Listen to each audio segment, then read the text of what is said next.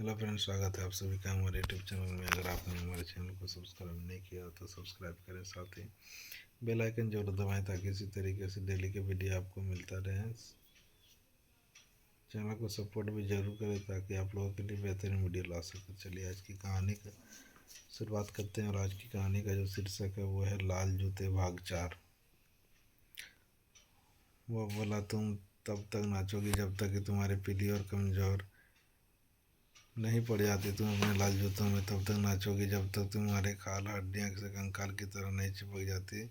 तुम एक दरवाजे से दूसरे तक तब तक नाचोगी जब तक एक घर के सामने से नहीं पहुंच जाती जहाँ रहने वाले बच्चे अहंकारी होंगे। तुम्हारे दरवाज़ा खटखटाने पर वे तुम्हें देखेंगे और तुम्हारी किस्मत के बारे में डरेंगे। नाचो, तुम्हें नाचना है, नाचो।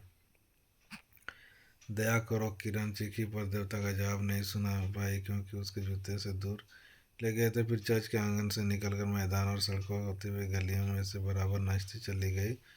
एक सुबह अपने पहचाने हुए घर के सामने से नाचती हुई जा रही थी। अंदर में से भजन की आवाज़ आ रही थी। तभी दरवाजा खुला, फूलों से सजा एक ताबूत निकला। उसके प्रति दयालु बुढ़िया मर चुकी थी। उसे लगा जैसे सभी इंसान ने उसे छोड़ दिया और भगवान के दूत उसे अभिशाप दिया है। पर उसे नाचने जाना था और वह नाचती रही। जूते भी उसे मैदान और खेतों में लगे। कंटीली झाड़ी और बिच्छू बूटियों के बीच ले गए। उसके पैर कट गए, खून बहने लगे।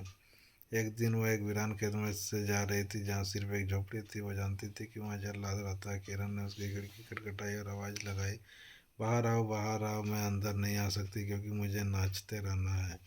जल्लाद दरवाज़ा खोलकर बाहर आया। किरण को देखकर वह, जानती हो मैं कौन हूँ?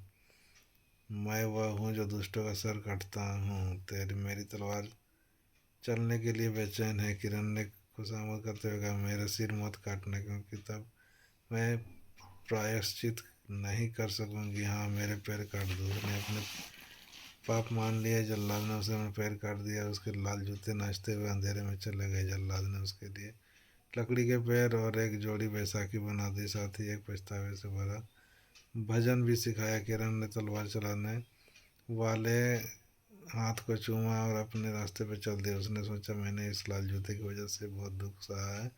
अब मैं लोगों के साथ चर्च जाऊंगी। पर जब वह चर्च के दरवाजे पहुंची तो फिर उसके सामने लाल जूते नाचने लगे। वो डर कर वहाँ से भाग आई। पूरा हफ्ता वह बहुत उदास रही और आंसू बहाती रही। इतवार आने पर उसने सोचा, अब मैं काफ़ी तकलीफ उठा चुकी हूँ। इस वक्त चर्च के जो लोग बैठे पूजा कर रहे हैं, मैं उनसे जैसे ही तो हूँ, वे भी गर्व से सिर ऊंचा रखते हैं। इस ख्याल में कि उसे हिम्मत दी, पर वह चर्च के फाटक के आगे नहीं जा सकी क्योंकि फिर जूते उसके सामने नाच रहे थे और वह सच्चे दिल से पछता रही थी। वह पादरी के घर गई और काम के लिए विनती करती रही। उसने कहा कि मुझे तनख्वाह की परवाह नहीं, मुझे सिर्फ सिर पर छत और खाना चाहिए। पादरी की औरत ने उसे उस पर तरस खा कर रख लिया। किरण को रहने के लिए जगह मिल गई और मेहनत से काम करने लगी। शाम को पादरी बाइबल पढ़ते और वह बैठकर सुनती रहती थी। उसे बच्चों को वह बहुत पसंद थे।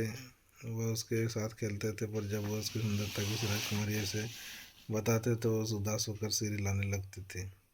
फिर जब इतवार आया तो सारे घर वाले चर्च जाने के लिए तैयार होने लगे। उन्होंने उससे भी साथ चलने को कहा। उसकी आंख में आंसू आ गए। उसने ठंडी सांस भरकर अपने बैसाखी की तरफ देखा। जब उसे चले गए तो वो अपने छोटे कमरे में गए जहाँ सिर्फ एक पलंग और एक कुर्सी आ सकती। तो बैठकर भजनों की किताब पढ़ने लगी। चर्च से बाज की आवाज़ के हवा पर सवार होकर वह आ रहे थे। उसने आंसू भरा चेहरा उठाकर कहा, है भगवान, मेरी मदद करो। अचानक धूप दुगनी तेज हो गई। उसके सामने वही देवता खड़ा हो, जिसने उसे चर्च में घुसने नहीं दिया था, जो हाथ में तलवार लिया था। पर इस वक्त उसके हाथ में गुलाब की एक टहनी थी जिस पर फूल लगे थे। देवता ने उसी टहनी से कमरे की छत छुई। वह ऊपर उठ गई और उसने छुआ था तो सुनहरी सितारे चमकने फिर उसके टहनी के दीवार से छुई और वह चौड़ी हो गई। दोस्तों, यह थी आज की कहानी। आशा करते हैं अच्छी लगी होगी। तो वीडियो को लाइक और शेयर जरूर करें, साथ ही चैनल को सब्सक्राइब नहीं किया तो सब्सक्राइब करें। मिलते हैं नए वीडियो के साथ, तब तक के लिए गुड बाय।